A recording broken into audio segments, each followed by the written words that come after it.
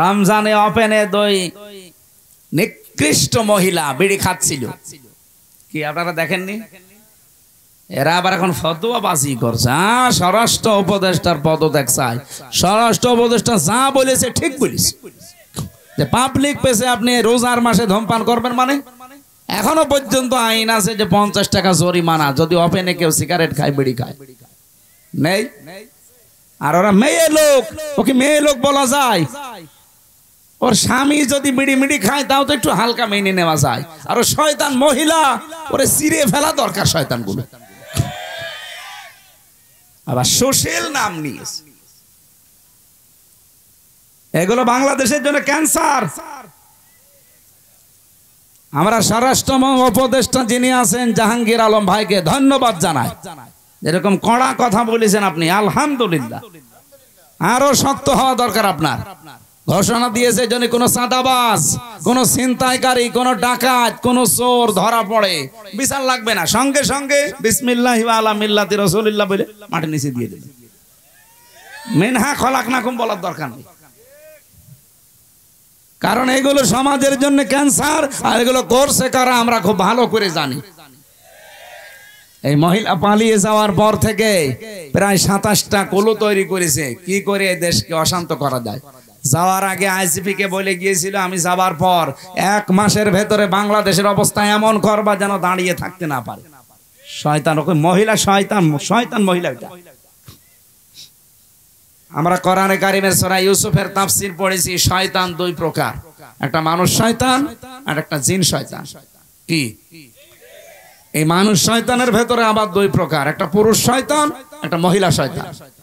মহিলা শয়তান এত ভয়ঙ্কর, কোরআনে কারিমে আল্লাহ যেখানে মহিলাদের চক্রান্তের কথা দিয়েছেন সেখানে এমন নাম দিয়েছেন, ইন্না কাইদা কুন্না আযীম। আল্লাহ বলেন মেয়েদের চক্রান্ত বড় ভয়ঙ্কর। আযীম শব্দ যেখানে সেখানে আল্লাহ লাগান না, আমাদের নবীর চরিত্রে একবার লাগিয়েছেন, ওয়া ইন্নাকা লাআলা খুলুকিন আযীম। এমন মহান চরিত্র আপনাকে দিয়েছি কিয়ামত পর্যন্ত মানুষের কুল কিনারায় পাবে না। এজন্য আযীম এটা আল্লাহর নাম, যেখানে সেখানে আল্লাহ দেয় না। অথচ মেয়েদের চক্রান্ত এই কথা বলতে গিয়ে আমার আল্লাহ, এটা যদিও জুলাইখার নামে নাজিল হওয়া, কিন্তু কায়দা কন্যা এটা কিন্তু বহু বচন। এই কথা বুঝতেছেন? এই বহু বচন দেওয়ার কারণ কি? কারণ জুলাইখাই শুধু শেষ না, যুগে যুগে জুলাইখার এরকম হাজারো ভাই বোন আসবে দুনিয়ায়। কে বলেন? জুলাইখা যেমন ষড়যন্ত্র করেছিল নবীর বিরুদ্ধে, জুলাইখার বোন যারা আসবে কিয়ামত পর্যন্ত এরাও ষড়যন্ত্র করবে নবীর ওয়ারিসদের বিরুদ্ধে। সেরকম জুলাইখা আমরা একটা পেয়েছিলাম। আলেমদের নামে বদনাম দিয়েছে, আলেমরা নাকি ধর্ষক। আল্লামা সাইদির নামে পর্যন্ত ধর্ষণ মামলা দিয়েছে। যেই মহিলাকে সাজিয়ে নিয়ে এসেছিল পিরোজপুর থেকে, যে বলবেন যে আমাকে ধর্ষণ করেছে, অ্যাডভোকেট তাজুল ইসলাম আদালতে জিজ্ঞাসাও করেছে যে এই মেয়ে, আপনাকে কি মাওলানা সাইদি ধর্ষণ করেছে? বলছে জি হ্যাঁ। আপনার ওই সময় বয়স কত ছিল? আপনি জন্ম তারিখ বলেন। বলছে 1975 সালে আমার জন্ম। ধর্ষিতা হয়েছেন কত সালে? 1971 সালে। অ্যাডভোকেট তাজুল ইসলাম বলেছিল যে মাননীয় আদালত তাড়াতাড়ি এই পয়েন্টটা লেখেন, এ মহিলার জন্ম 75-এ, ধর্ষিতা হয়েছে 71-এ। ওটা কি রুহের জগতে? ওই দিনই মামলা ঢিসমিস হয়ে যাওয়ার কথা না? করবে কে? বানানো তো, সব বানানো, হাসিনার সব বানানো, বিচার ব্যবস্থাও বানানো, বিচারপতিও বানানো, প্রসিকিউটর বানানো, সাক্ষীও বানানো, বাদীও বানানো, সব বানানো, মহিলাও বানানো। নাই তো 75-এ জন্ম নিয়ে 71-এ ধর্ষিতা হয়? ওটা হলে নাই রোহের জগতে হতে পারে, কিন্তু মামলাটা ঢিসমিস হয়নি। কারণ বিচারপতি যারে বানিয়ে রেখেছিল কালামানিক, ওর বিসি উড়িয়ে গেছে শয়তান, ওর বিসি উড়িয়ে দিয়েছে। সিলেটের মানুষেরা পালিয়ে যাচ্ছিল, আমার সামনে পড়লে আমি গোড়া থেকে কেটে দিতাম। শয়তান।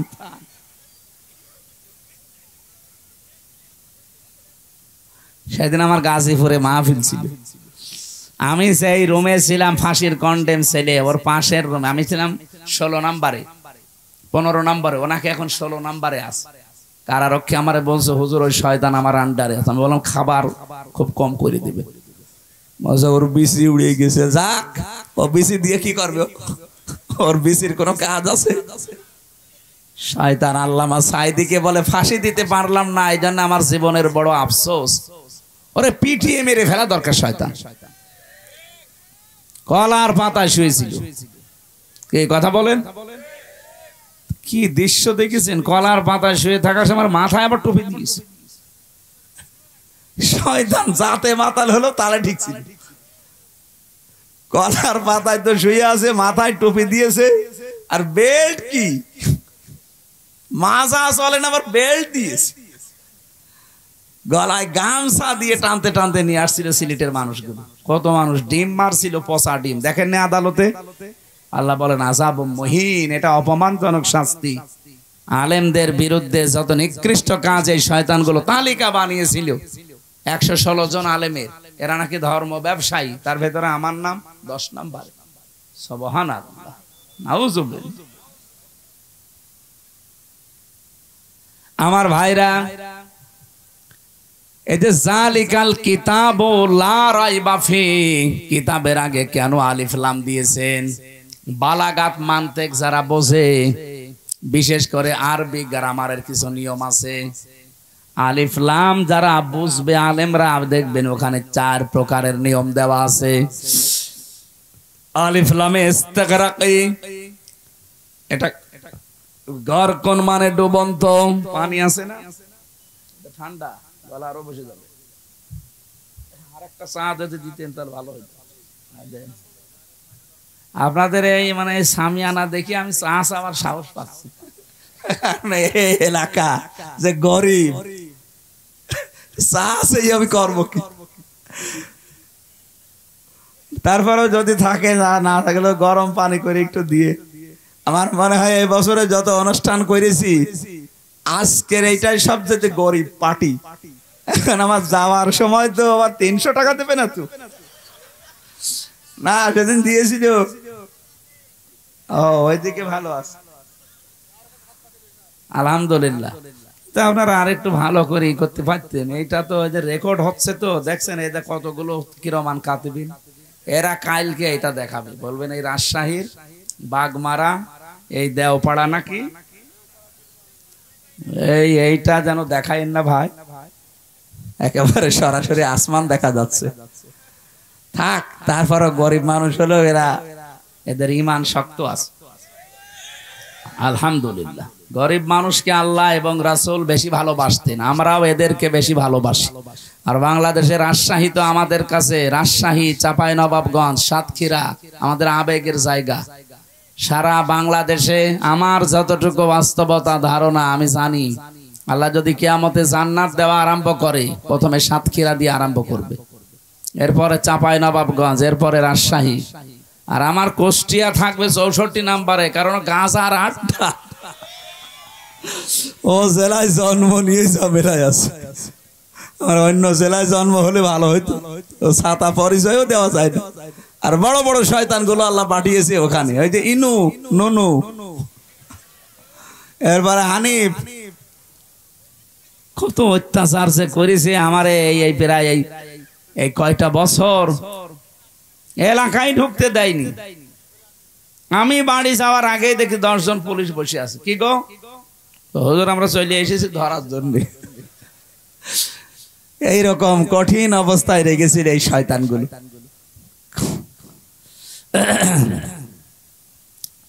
গরকন শব্দের শাব্দিক অর্থ বলছিলাম, দেখি আপনাদের মেধা কেমন। গরকন মানে কি? হ্যাঁ, ডুবন্ত, হ্যাঁ, ডুবে যাওয়া। এখানে যে আলিফ লাম আল্লাহ দিয়েছেন, আল্লাহ রাব্বুল আলামিন এই আলিফ লামকে গরকন বলেননি। হ্যাঁ, আলহামদুলিল্লাহি রাব্বিল আলামিন, ওখানেও আলিফ লাম আছে হামদের আগে, ওইটা কিন্তু আলিফ লামে ইস্তিগরাকি। যত রকমের প্রশংসা আমি দুনিয়ায় করতে পারি, সব আমি আমার আল্লাহর জন্য নির্দিষ্ট করে দিলাম। এখানে যালিকাল কিতাবু লা রাইবা ফি, কিতাবের আগে আলিফ লাম দেওয়ার আল্লাহর উদ্দেশ্য হচ্ছে, আমি তাফসিরে পড়েছি, এটা আল্লাহ রাব্বুল আলামিন বোঝাতে চেয়েছেন পৃথিবীতে একটাই মাত্র কিতাব আছে যেটা মানুষকে হেদায়েত দিতে পারে, তার নাম কোরআন। তার নাম কি? কোরআন ছাড়া হেদায়েত দেওয়ার কোনো কিতাব দুনিয়ায় নেই। আছে? এইজন্য আপনাকে কিছু পেতে হলে এর কাছে আসা লাগবে। বাজ্জিনাতিম মিনাল হুদা ওয়াল ফুরকান। রব্বুল আলামিন বলেন কোরআনে কারীম এমন স্পষ্ট দলিল আর প্রমাণ দিয়েছি যে মানুষ এখান থেকে পথ নির্দেশিকা পাবে। অল ফুরকান, হক আর বাতিল পার্থক্যকারী একটা কিতাব। ও রাজশাহীবাসী, আপনি যদি এই রমজানে কোরআন পেলেন, রোজা রাখলেন, বাকি সামনের জীবনে যদি হক আর বাতিল পার্থক্য করে জীবন কাটাতে না পারেন, আপনার কাছে রমজান আসা না আসা সমান। আমি আশা করছি কথা বোঝাতে পেরেছি। এটাই আসল কথা আজকের। আল ফুরকান, সত্য মিথ্যা পার্থক্য করে বাকি জীবন চালানো লাগবে। আর কতদিন এভাবে না বোঝার ভান করে থাকবেন? রমজানও পাচ্ছেন প্রতি বছরে বছরে, কোরআনও আছে আপনার কাছে। হক আর বাতিল কোনটার সামনে এটা দেখে যদি জীবন চালাতে না পারেন, আপনার জীবন ব্যর্থ। আজকে থেকে সিদ্ধান্ত নিয়ে যাওয়া লাগবে, কোরআন আমি বুঝতে চেষ্টা চালাবো, শিক্ষা চেষ্টা চালাবো, এমন ভাবে বুঝবো শিখবো যেন হক আর বাতিল সামনে কোনটা আমি পার্থক্য করে নিতে পারি। বলেন সুবহানাল্লাহ। আমার তেলাওয়াত কি তো আয়াত ছিল সূরা বাকারার 183 নাম্বার আয়াত। ঈমানদারকে আল্লাহ ডাক দিয়ে জানিয়েছেন, ইয়া আইয়ুহাল্লাযীনা আমানু কুতিবা আলাইকুমুস সিয়াম। ঈমানদারের আমি তোমাদের উপরে রোজা লিখে দিলাম, কামা কুতিবা আলাল্লাযীনা মিন ক্বাবলিকুম। তোমাদের পূর্বে যত জাতি পাঠিয়েছি, যত নবী, প্রত্যেকের উপরে রোজা কিন্তু ফরজ ছিল। হ্যাঁ, তাদের সিস্টেম আলাদা ছিল, তাদের মাস আলাদা ছিল। হযরতে মুসা নবী রোজা রাখতেন যেদিন তিনি পার হয়েছিলেন ফেরাউনের কবল থেকে ওই দরিয়া, ওটা মুহররমের 10 তারিখে তিনি রোজা রাখতেন। হযরতে ইব্রাহিম আলাইহিস সালাম রোজা রাখতেন, যিনি আগুন থেকে মুক্ত হয়েছিলেন মুহররমের 10 তারিখে। হযরতে নূহ আলাইহিস সালাম রোজা রাখতেন যেই দিন তিনি যদি পাহাড়ে তার নৌকা তার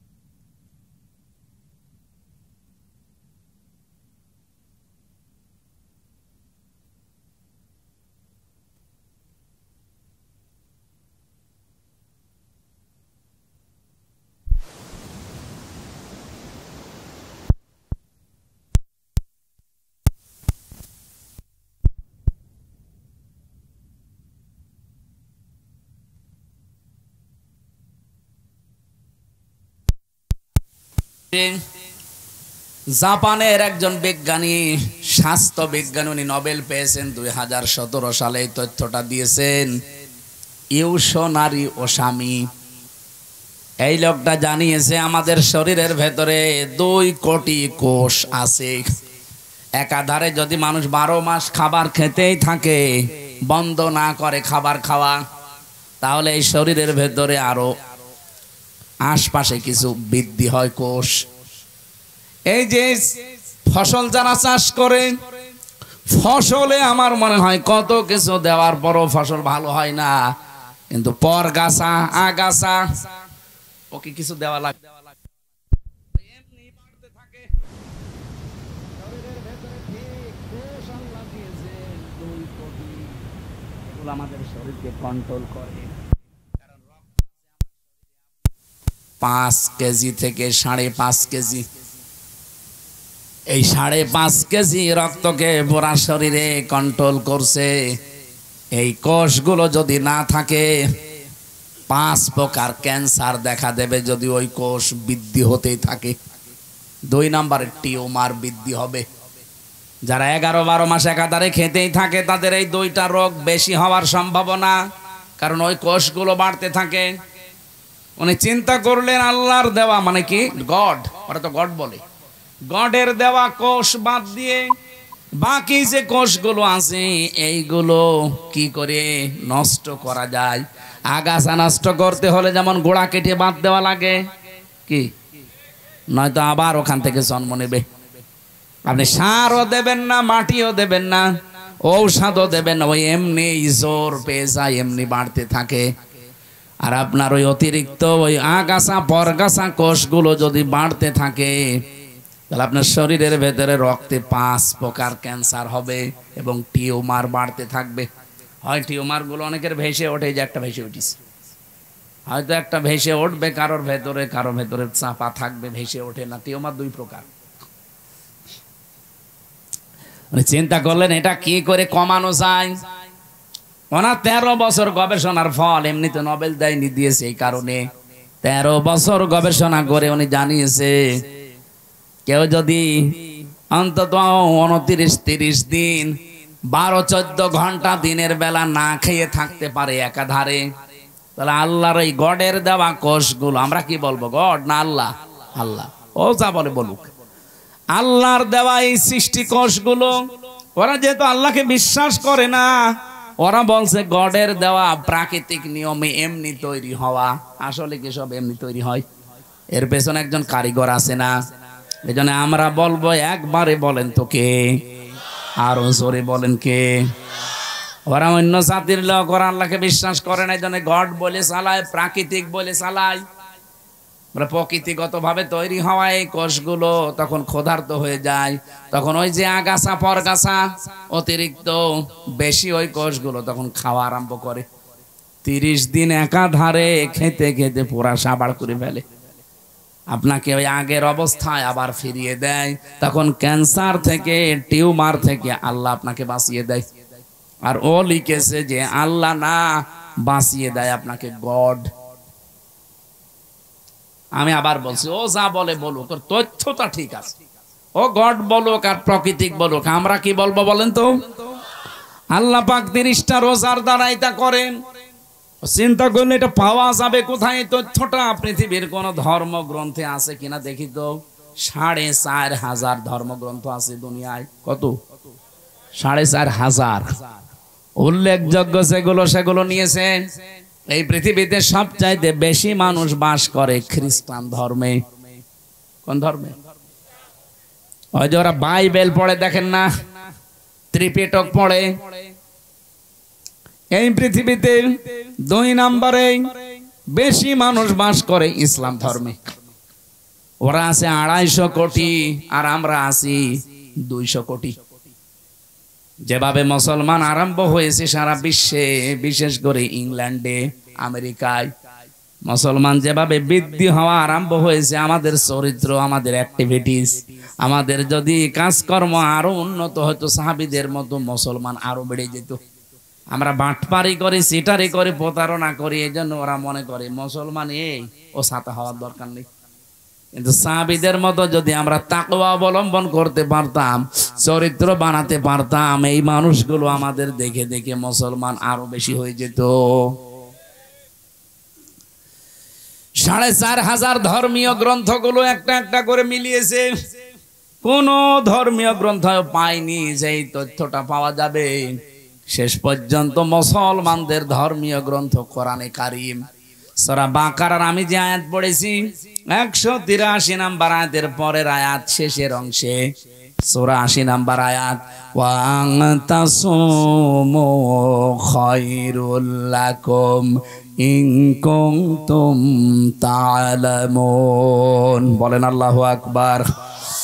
রব্বুল আলামিন বলেন, তোমরা যদি রোজা রাখো তোমাদের জন্য ভালো হবে, এটাই তোমাদের কল্যাণ হবে। কি কল্যাণ হবে? উনি এখানে 27টা পয়েন্ট দিয়েছেন। যে রোজা রাখলে এই কল্যাণ হয়, তার 1 নম্বরে আপনার ওই অতিরিক্ত পরগাছা আগাছা ওই কোষগুলো আসল কোষ ধ্বংস করে ফেলবে। যুগে যুগে আল্লাহ বিধানটা এমনি দেয়নি, এই কারণেই দিয়েছেন। আমরা যদি রোজা রাখি কত বড় মারাত্মক 2টা অসুখ থেকে আপনি বাঁচতে পারবেন, একটা ক্যান্সার আর একটা টিউমার। কি কথা বলেন না কেন? 2 নম্বরে রোজা রাখলে মানুষ সুস্থ থাকে। কঠোর পরিশ্রম যারা করে এরা আমার মনে হয় বাদ দিয়ে বাকি কারো রোজা ছাড়া ঠিক না। এমনিতে যারা দোকানে বসে আছে, 1 নম্বরে পোশাকের কাজ হচ্ছে পোশাক মানুষের লজ্জা স্থান ঢেকে রাখে। কথা বলেন না কেন?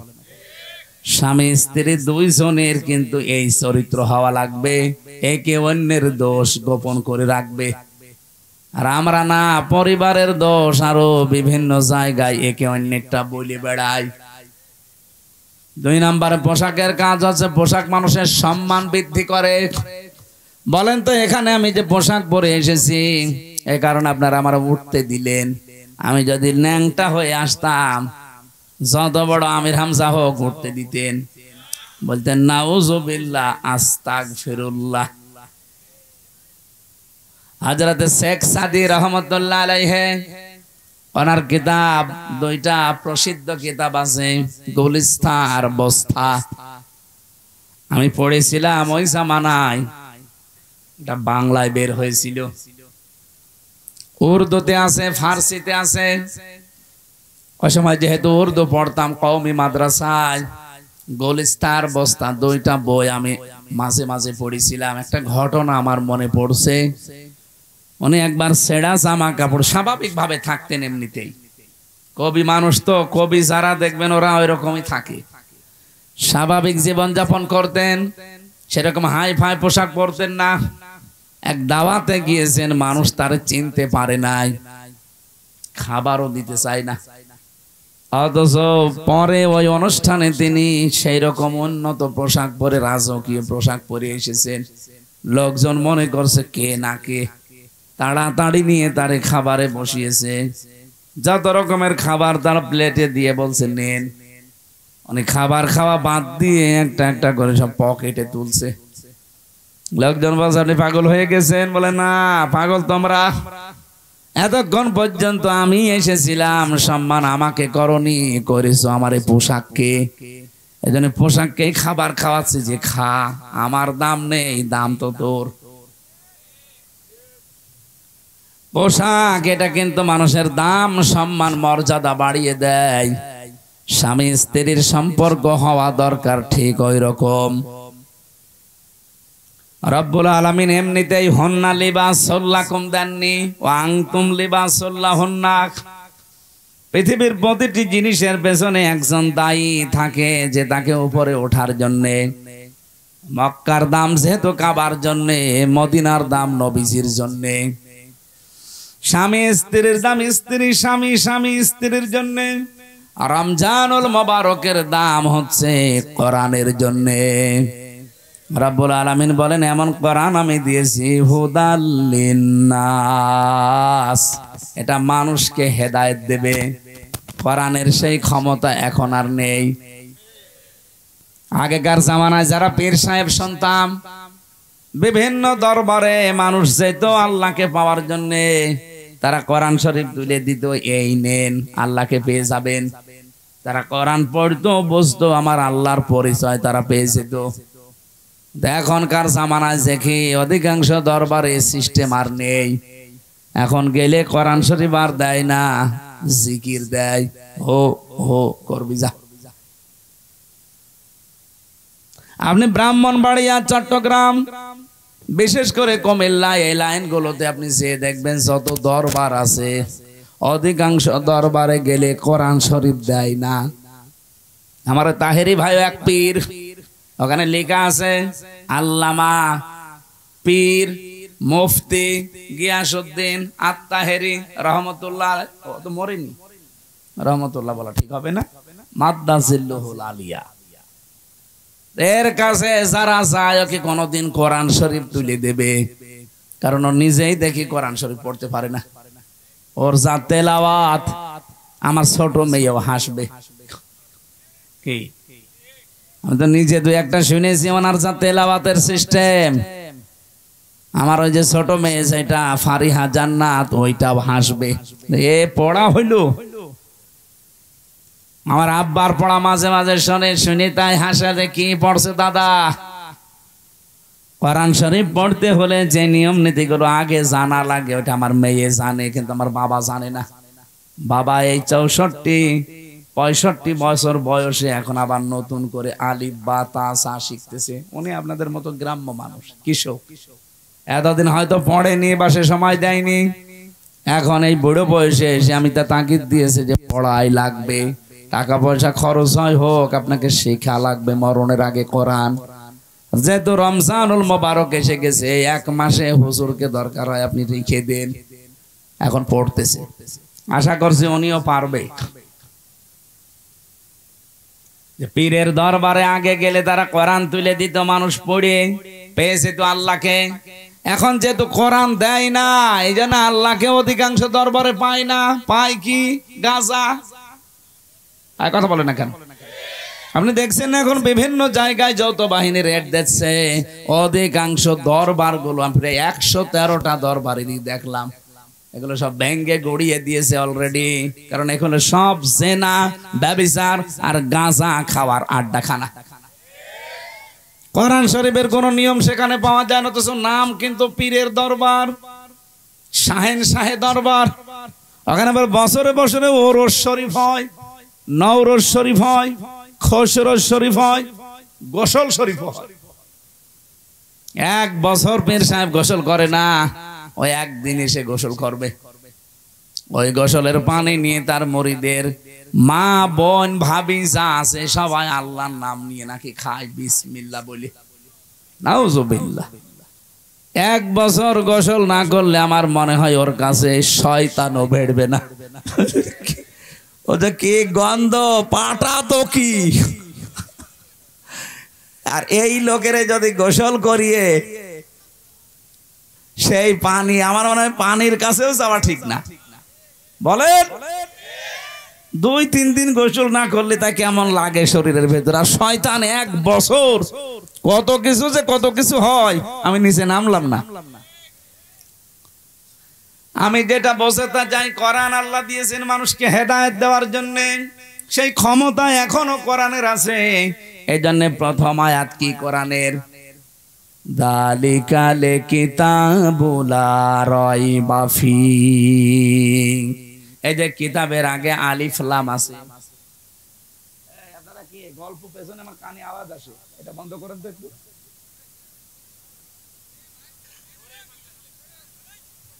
ওদের সামনে নিয়ে আসেন, ওদের সামনে নিয়ে আসেন। থাক। এই আপনারা আবার কি বিড়ি খেতে যাচ্ছেন নাকি? হ্যাঁ, রমজান মাসে, রমজানে ওপেনে 2 নিকৃষ্ট মহিলা বিড়ি খাচ্ছিল। কি আপনারা দেখেননি? এরা আবার এখন ফতোয়াবাজি করছে। স্বরাষ্ট্র উপদেষ্টার পদত্যাগ চাই। স্বরাষ্ট্র উপদেষ্টা যা বলেছে ঠিক বলেছে, যে পাবলিক প্লেসে আপনি রোজার মাসে ধূমপান করবেন, মানে এখনো পর্যন্ত আইন আছে যে 50 টাকা জরিমানা যদি ওপেনে কেউ সিগারেট খায়, বিড়ি খায়। নেই। আর ওরা মেয়ে লোক, ওকে মেয়ে লোক বলা যায়। ওর স্বামী যদি বিড়ি মিড়ি খায় তাও তো একটু হালকা মেনে নেওয়া যায়। আর ও শয়তান মহিলা, ওরে চিরে ফেলা দরকার শয়তানগুলো। আবার সোশ্যাল নাম নিয়েছে, এগুলো বাংলাদেশের জন্য ক্যান্সার। আমরা স্বরাষ্ট্র উপদেষ্টা যিনি আছেন জাহাঙ্গীর আলম ভাইকে ধন্যবাদ জানাই। এরকম কড়া কথা বলেছেন আপনি, আলহামদুলিল্লাহ। আরো শক্ত হওয়া দরকার আপনার। ঘোষণা দিয়েছে যদি কোনো চাঁদাবাজ, কোনো ছিনতাইকারী, কোনো ডাকাত, কোনো চোর ধরা পড়ে, বিচার লাগবে না, সঙ্গে সঙ্গে বিসমিল্লাহি ওয়া আলা মিল্লাতি রাসূলিল্লাহ বলে মাটির নিচে দিয়ে দেবে। মিনহা খলাকনাকুম বলার দরকার নেই। কারণ এগুলো সমাজের জন্য ক্যান্সার। আর এগুলো করছে কারা আমরা খুব ভালো করে জানি।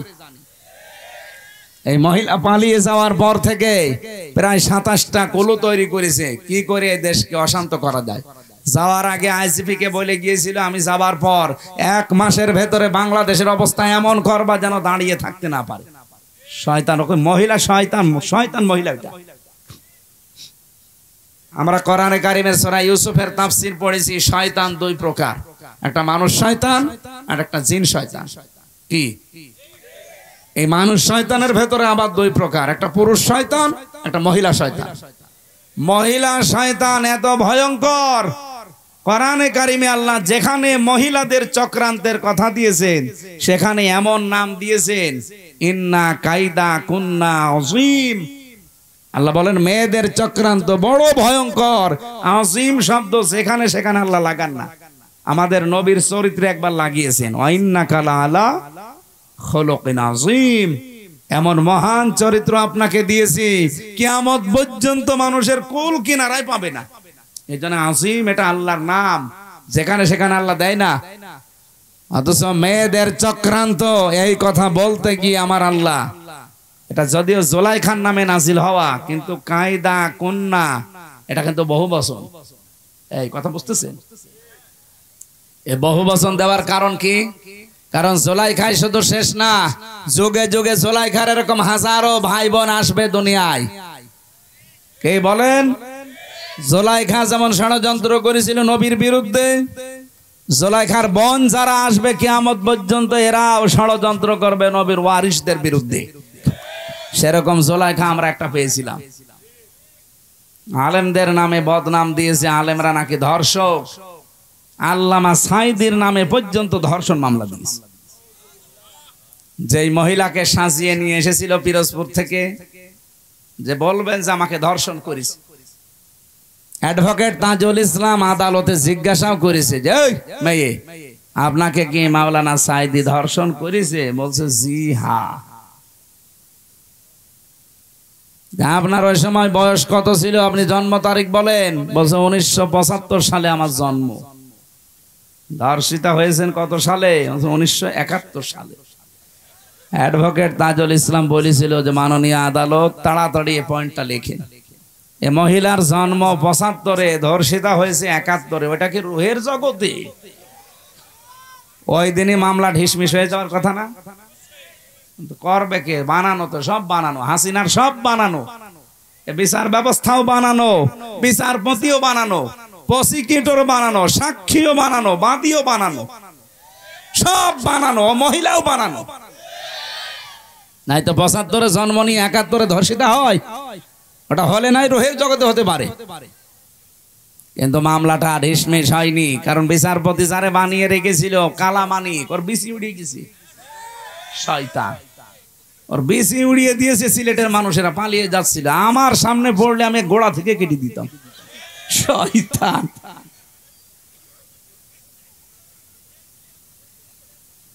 সেদিন আমার গাজীপুরে মাহফিল ছিল, আমি সেই রুমে ছিলাম, ফাঁসির কন্ডেম ছেলে, ওর পাশের রুমে। আমি ছিলাম 16 নম্বরে, 15 নম্বরে, ওনাকে এখন 16 নম্বরে আছে। কারারক্ষী আমারে বলছে হুজুর ওই শয়তান আমার আন্ডারে আছে। আমি বললাম খাবার খুব কম করে দিবে। বলছে ওর বিসি উড়িয়ে গেছে। যাক, ও বিসি দিয়ে কি করবে? ওর বিসির কোনো কাজ আছে? শয়তান। আল্লামা সাইদিকে বলে ফাঁসি দিতে পারলাম না, এই জন্য আমার জীবনের বড় আফসোস। ওরে পিটিয়ে মেরে ফেলা দরকার। শয়তান কলার পাতায় শুয়েছিল। কে কথা বলেন? কি দৃশ্য দেখেছেন? কলার পাতায় শুয়ে থাকার সময় মাথায় আবার টুপি দিয়েছে। শয়তান যাতে মাতাল হলো তালে ঠিক ছিল। কলার পাতায় তো শুয়ে আছে, মাথায় টুপি দিয়েছে, আর বেল্ট কি মাজা চলে না, আবার বেল্ট দিয়েছে। গলায় গামছা দিয়ে টানতে টানতে নিয়ে আসছিল সিলেটের মানুষগুলো। কত মানুষ ডিম মারছিল, পচা ডিম। দেখেন না আদালতে? আল্লাহ বলেন আযাব মুহিন, এটা অপমানজনক শাস্তি। আলেমদের বিরুদ্ধে যত নিকৃষ্ট কাজ এই শয়তানগুলো তালিকা বানিয়েছিল, 116 জন আলেমের, এরা নাকি ধর্ম ব্যবসায়ী। তার ভেতরে আমার নাম 10 নম্বরে। সুবহানাল্লাহ, নাউযুবিল্লাহ। আমার ভাইরা, এই যে জালিকাল কিতাবু লা রাইবা ফি, কিতাবের আগে কেন আলিফ লাম দিয়েছেন? বালাগাত মানতেক যারা বোঝে বিশেষ করে আরবি গ্রামারের কিছু নিয়ম আছে। আলিফ লাম যারা বুঝবে আলেমরা দেখবেন ওখানে 4 প্রকারের নিয়ম দেওয়া আছে। আলিফ লামে ইস্তিগরাকি, এটা গরকন মানে ডুবন্ত পানি আছে না, ঠান্ডা গলা আরো বসে যাবে। আরেকটা চা যদি দিতেন তাহলে ভালো হতো। আপনাদের এই মানে সামিয়ানা দেখি আমি চা চাওয়ার সাহস পাচ্ছি। এলাকা যে গরিব, চা সেই আমি করবো কি? তারপরেও যদি থাকে, না থাকলে গরম পানি করে একটু দিয়ে। আমার মনে হয় এই বছরে যত অনুষ্ঠান করেছি আজকের এইটাই সবচেয়ে গরিব পার্টি। এখন আমার যাওয়ার সময় তো আবার 300 টাকা দেবে না তো? না সেদিন দিয়েছিল। ও ওইদিকে ভালো আছে আলহামদুলিল্লাহ। তো আপনারা আরেকটু ভালো করে করতে পারতেন। এইটা তো যে রেকর্ড হচ্ছে, তো দেখছেন এই কতগুলো কিরমান কাতিবিন, এরা কালকে এটা দেখাবে, বলবেন এই রাজশাহীর বাগমারা, এই দেওপাড়া নাকি এইটা যেন দেখাইন না ভাই, একেবারে সরাসরি আসমান দেখা যাচ্ছে। থাক, তারপরও গরিব মানুষ হলেও এদের ঈমান শক্ত আছে আলহামদুলিল্লাহ। গরিব মানুষকে আল্লাহ এবং রাসূল বেশি ভালোবাসতেন, আমরাও এদেরকে বেশি ভালোবাসি। আর বাংলাদেশের রাজশাহী তো আমাদের কাছে, রাজশাহী, চাঁপাইনবাবগঞ্জ, সাতক্ষীরা আমাদের আবেগের জায়গা। সারা বাংলাদেশে আমার যতটুকু বাস্তবতা ধারণা আমি জানি, আল্লাহ যদি কিয়ামতে জান্নাত দেওয়া আরম্ভ করে প্রথমে সাতক্ষীরা দিয়ে আরম্ভ করবে, এরপরে চাঁপাইনবাবগঞ্জ, এরপরে রাজশাহী, আর আমার কুষ্টিয়া থাকবে 64 নম্বরে, কারণ গাজার আড্ডা। ও জেলায় জন্ম নিয়ে ঝামেলায় আছে। আমার অন্য জেলায় জন্ম হলে ভালো হইতো, ছাতা পরিচয়ও দেওয়া যায় না। আর বড় বড় শয়তান গুলো আল্লাহ পাঠিয়েছে ওখানে, ওই যে ইনু নুনু, এরপরে হানিফ, কত অত্যাচার সে করেছে আমারে। এই প্রায় এই কয়টা বছর এলাকায় ঢুকতে দেয়নি। আমি বাড়ি যাওয়ার আগেই দেখি 10 জন পুলিশ বসে আছে। কি গো হুজুর, আমরা চলে এসেছি ধরার জন্য। এইরকম কঠিন অবস্থায় রেখেছিল এই শয়তানগুলো।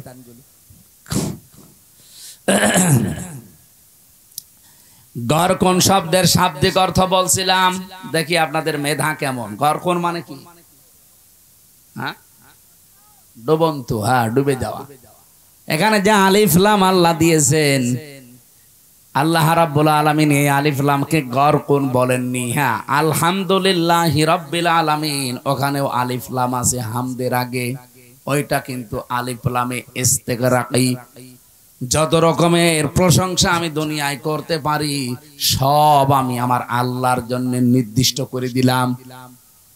এখানে যালিকাল কিতাবু লা রাইবা ফি, কিতাবের আগে আলিফ লাম দেওয়ার আল্লাহর উদ্দেশ্য হচ্ছে, আমি তাফসিরে পড়েছি, এটা আল্লাহ রাব্বুল আলামিন বোঝাতে চেয়েছেন পৃথিবীতে একটাই মাত্র কিতাব আছে যেটা মানুষকে হেদায়েত দিতে পারে, তার নাম কোরআন। তার নাম কি? কোরআন ছাড়া হেদায়েত দেওয়ার কোনো কিতাব দুনিয়ায় নেই। আছে? এজন্য আপনাকে কিছু পেতে হলে এর কাছে আসা লাগবে। বাজ্জিনাতিম মিনাল হুদা ওয়াল ফুরকান, রব্বুল আলামিন বলেন কোরআনে কারীম এমন স্পষ্ট দলিল আর প্রমাণ দিয়েছি যে মানুষ এখান থেকে পথ নির্দেশিকা পাবে। অল ফুরকান, হক আর বাতিল পার্থক্যকারী একটা কিতাব। ও রাজশাহীবাসী, আপনি যদি এই রমজানে কোরআন পেলেন, রোজা রাখলেন, বাকি সামনের জীবনে যদি হক আর বাতিল পার্থক্য করে জীবন কাটাতে না পারেন, আপনার কাছে রমজান আসা না আসা সমান। আমি আশা করছি কথা বোঝাতে পেরেছি। এটাই আসল কথা আজকে। আল ফুরকান, সত্য মিথ্যা পার্থক্য করে বাকি জীবন চালানো লাগবে। আর কতদিন এভাবে না বোঝার ভান করে থাকবেন? রমজানও পাচ্ছেন প্রতি বছরে বছরে, কোরআনও আছে আপনার কাছে, হক আর বাতিল কোনটার সামনে এটা দেখে যদি জীবন চালাতে না পারেন, আপনার জীবন ব্যর্থ। আজকে থেকে সিদ্ধান্ত নিয়ে যাওয়া লাগবে, কোরআন আমি বুঝতে চেষ্টা চালাবো, শিক্ষা চেষ্টা চালাবো, এমন ভাবে বুঝবো শিখবো যেন হক আর বাতিল সামনে কোনটা আমি পার্থক্য করে নিতে পারি। বলেন সুবহানাল্লাহ।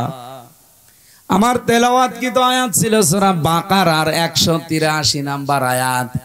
ঈমানদারকে আল্লাহ ডাক দিয়ে জানিয়েছেন, ইয়া আইয়ুহাল্লাযীনা আমানু কুতিবা আলাইকুমুস সিয়াম।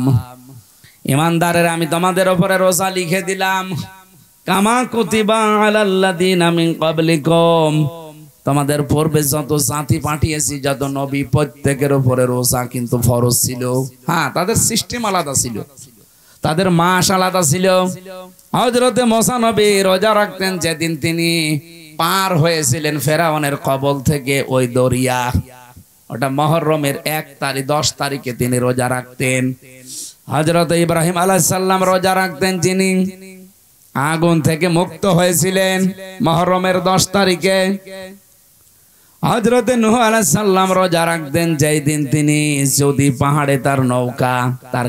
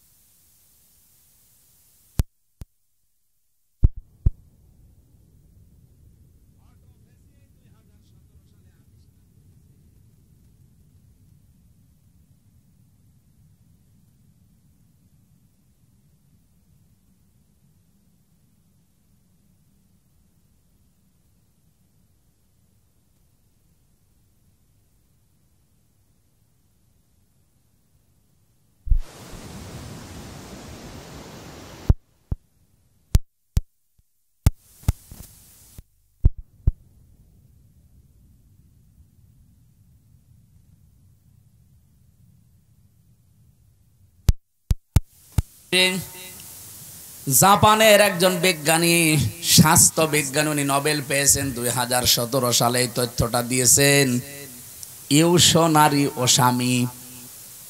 এই লোকটা জানিয়েছে আমাদের শরীরের ভেতরে 2 কোটি কোষ আছে।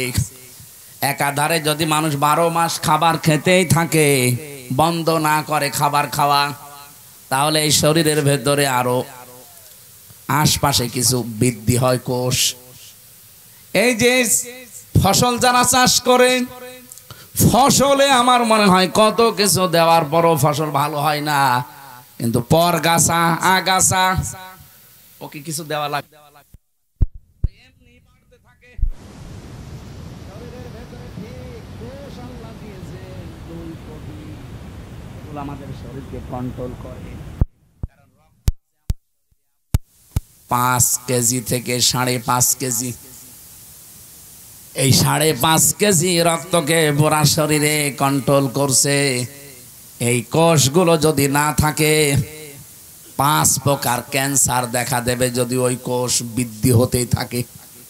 2 নম্বরে টিউমার বৃদ্ধি হবে। যারা 11-12 মাস একাধারে খেতেই থাকে, তাদের এই 2টা রোগ বেশি হওয়ার সম্ভাবনা, কারণ ওই কোষগুলো বাড়তে থাকে। উনি চিন্তা করলেন আল্লাহর দেওয়া, মানে কি গড, ওরা তো গড বলে, গডের দেওয়া কোষ বাদ দিয়ে বাকি যে কোষগুলো আছে এইগুলো কি করে নষ্ট করা যায়। আগাছা নষ্ট করতে হলে যেমন গোড়া কেটে বাদ দেওয়া লাগে, কি নয়তো আবার ওখান থেকে জন্ম নেবে। আপনি সারও দেবেন না, মাটিও দেবেন না, ঔষধও দেবেন না, ওই এমনি জোর পেয়ে যায়, এমনি বাড়তে থাকে। আর আপনার ওই অতিরিক্ত ওই আগাছা পরগাছা কোষগুলো যদি বাড়তে থাকে, তাহলে আপনার শরীরের ভেতরে রক্তে 5 প্রকার ক্যান্সার হবে এবং টিউমার বাড়তে থাকবে। হয় টিউমার গুলো অনেকের ভেসে ওঠে, যে একটা ভেসে উঠিছে, হয়তো একটা ভেসে উঠবে কারোর ভেতরে, কারোর ভেতরে চাপা থাকবে, ভেসে ওঠে না। টিউমার 2 প্রকার। চিন্তা করলেন এটা কি করে কমানো যায়। ওনার 13 বছর গবেষণার ফল, এমনিতে নোবেল দেয়নি, দিয়েছে এই কারণে 13 বছর গবেষণা করে উনি জানিয়েছে কেউ যদি অন্তত 29-30 দিন 12-14 ঘন্টা দিনের বেলা না খেয়ে থাকতে পারে একাধারে, তাহলে আল্লাহর এই গডের দেওয়া কোষগুলো, আমরা কি বলবো গড না আল্লাহ? আল্লাহ। ও যা বলে বলুক, আল্লাহর দেওয়া এই সৃষ্টি কোষগুলো, ওরা যেহেতু আল্লাহকে বিশ্বাস করে না, ওরা বলছে গডের দেওয়া প্রাকৃতিক নিয়মে এমনি তৈরি হওয়া। আসলে কি সব এমনি তৈরি হয়? এর পেছনে একজন কারিগর আছে না? এজন্য আমরা বলবো, একবারে বলেন তো কে? আরো জোরে বলেন কে? ওরা অন্য জাতির লোক, ওরা আল্লাহকে বিশ্বাস করে না, এই জন্য গড বলে চালায়, প্রাকৃতিক বলে চালায়। প্রকৃতিগত ভাবে তৈরি হওয়া এই কোষগুলো তখন ক্ষুধার্ত হয়ে যায়, তখন ওই যে আগাছা পরগাছা অতিরিক্ত বেশি ওই কোষগুলো তখন খাওয়া আরম্ভ করে। 30 দিন একাধারে খেতে খেতে পুরা সাবাড় করে ফেলে, আপনাকে ওই আগের অবস্থায় আবার ফিরিয়ে দেয়। তখন ক্যান্সার থেকে, টিউমার থেকে আল্লাহ আপনাকে বাঁচিয়ে দেয়। আর ও লিখেছে যে আল্লাহ না বাঁচিয়ে দেয় আপনাকে গড। আমি আবার বলছি, ও যা বলে বলুক, ওর তথ্যটা ঠিক আছে। ও গড বলুক আর প্রাকৃতিক বলুক, আমরা কি বলবো বলেন তো? আল্লাহ পাক 30টা রোজার দ্বারা এটা করেন। চিন্তা করলে এটা পাওয়া যাবে কোথায়? এই তথ্যটা পৃথিবীর কোন ধর্মগ্রন্থে আছে কিনা দেখি তো। 4500 ধর্মগ্রন্থ আছে দুনিয়ায়। কত? 4500। উল্লেখযোগ্য সেগুলো নিয়েছেন। এই পৃথিবীতে সবচাইতে বেশি মানুষ বাস করে খ্রিস্টান ধর্মে। কোন ধর্মে? ওই যে ওরা বাইবেল পড়ে, দেখেন না, ত্রিপিটক পড়ে। এই পৃথিবীতে 2 নম্বরে বেশি মানুষ বাস করে ইসলাম ধর্মে।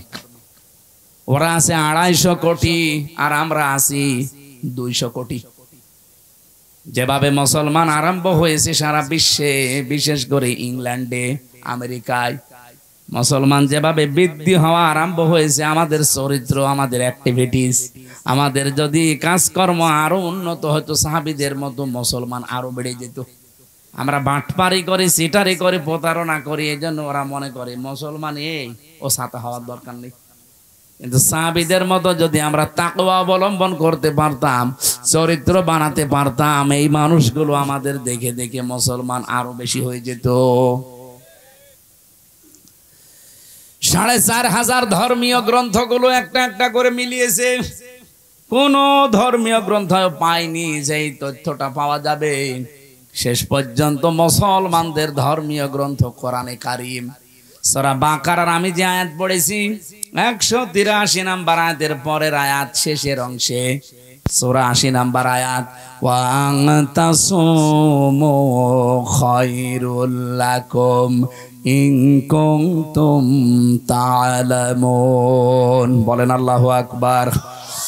রব্বুল আলামিন বলেন, তোমরা যদি রোজা রাখো তোমাদের জন্য ভালো হবে, এটাই তোমাদের কল্যাণ হবে। কি কল্যাণ হবে? উনি এখানে 27টা পয়েন্ট দিয়েছেন যে রোজা রাখলে এই কল্যাণ হয়। তার 1 নম্বরে আপনার ওই অতিরিক্ত পরগাছা, আগাছা, ওই কোষগুলো আসল কোষ ধ্বংস করে ফেলবে। যুগে যুগে আল্লাহ বিধানটা এমনি দেয়নি, এই কারণেই দিয়েছেন। আমরা যদি রোজা রাখি, কত বড় মারাত্মক 2টা অসুখ থেকে আপনি বাঁচতে পারবেন, একটা ক্যান্সার আর একটা টিউমার। কি কথা বলেন না কেন? 2 নম্বরে রোজা রাখলে মানুষ সুস্থ থাকে। কঠোর পরিশ্রম যারা করে এরা আমার মনে হয় বাদ দিয়ে বাকি কারো রোজা ছাড়া ঠিক না।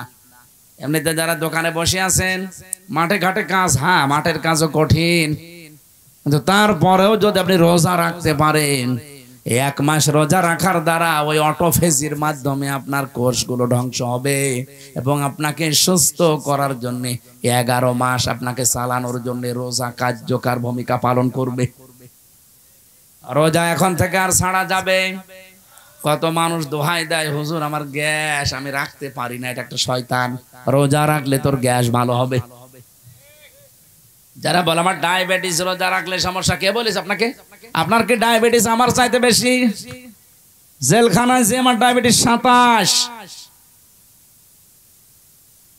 37 পর্যন্ত চলে গিয়েছিল। এই জন্য রোজা রেখে 3 দিনে আমি এখন দেখছি যে না, আমি আরো ভালো আছি, ডায়াবেটিস আমার কন্ট্রোলে হয়ে গেছে।